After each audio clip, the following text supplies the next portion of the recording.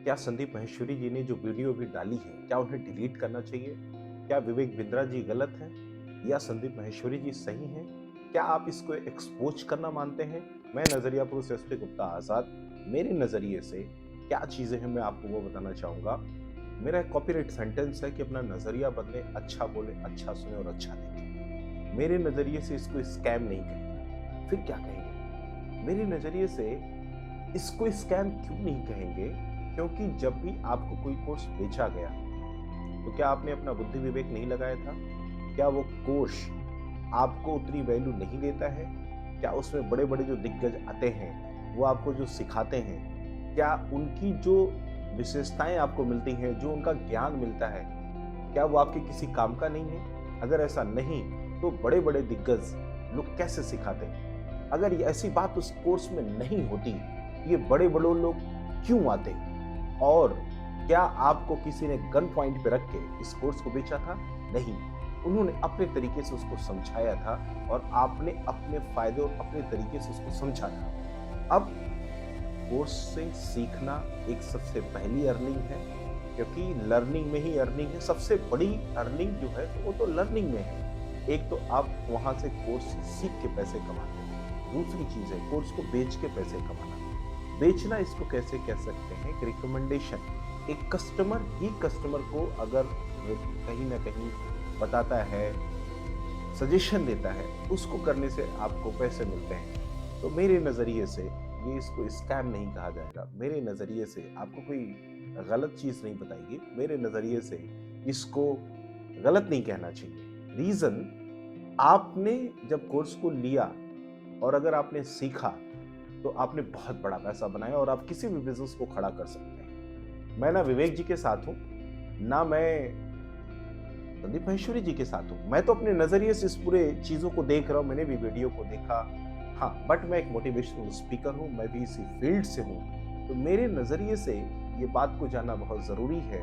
जो आज लाखों लोग परेशान हो रहे हैं, लाखों लोगों को लगता है कि मैंने कोर्स खरीदा, मेरा कोई प्रॉफिट नहीं हुआ।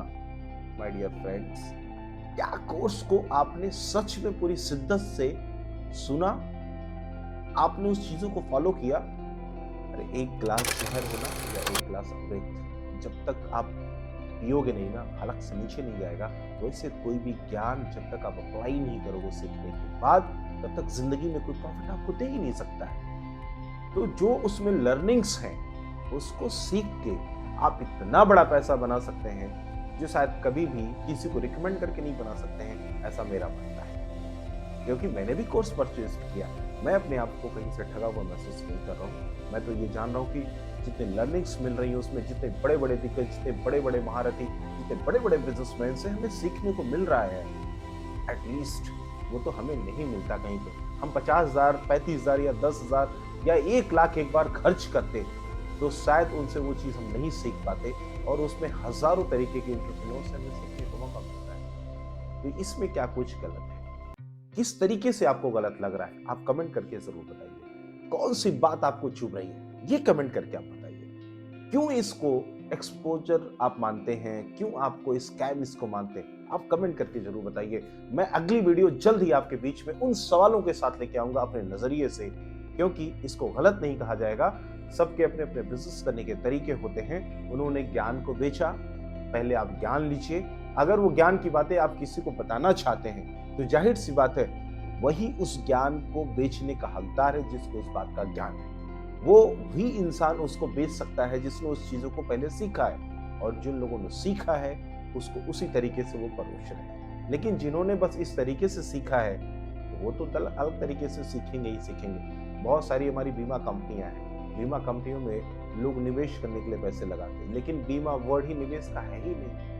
बीमा में तो हम पैसे लगाते हमें कुछ हो जाएगा और वो जमा हुई पूंजी हमारे अचानक कभी काम आएगी। लेकिन आप खुद सोचिए कितने लोग उस नजरिए से चीजों को खरीदते हैं। शायद 90% लोग गलत नजरिए से या अलग नजरिए से खरीदते हैं। और कहीं से भी आप देखिए, आपको चीजें बताई जा रही, लिखी जा रही हैं। ऐसा नहीं कि आपको बताएगा कि आपको चीजें करनी फिर आप दूसरे को बताते हैं। आप सिगरेट की डिब्बी देखिए, सब जगह लिखा हुआ है। क्या आप सिगरेट नहीं पीते?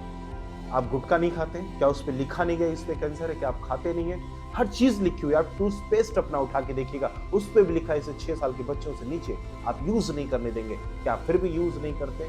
सब कुछ यूज करते हैं। माय डियर फ्रेंड, आप अपने मतलब के फायदे के लिए कोई बात कह रहे हैं, बस सिंपल सी बात है। हर इंसान, आपका मतलब नहीं निकला, आपको लगता है तो मैं 50,000 रुपए दूंगा और घर बैठे मैं 5 करोड़ रुपए कमा लूंगा साल के, या 5 लाख रुपए कमा लूंगा। आपका वो मकसद सॉल्व नहीं हुआ तो आपको बात चुभ रही है। लेकिन क्या आपने मेहनत की? क्या आपने पहले कोर्स को सीखा? और जो उस कोर्स के लिए उचित था, क्या आपने उसको बताया? नहीं। तो कौन सा सवाल है जो आपको चुभ रहा है? क्या लगता है आपको कौन सही है? मेरी निगाह से इसको स्कैम नहीं कहना चाहिए। मेरी निगाह से, मेरे नजरिए से, that is a part of the business. और अगर आपने पैसा नहीं कमाया तो that is a part of your Karma.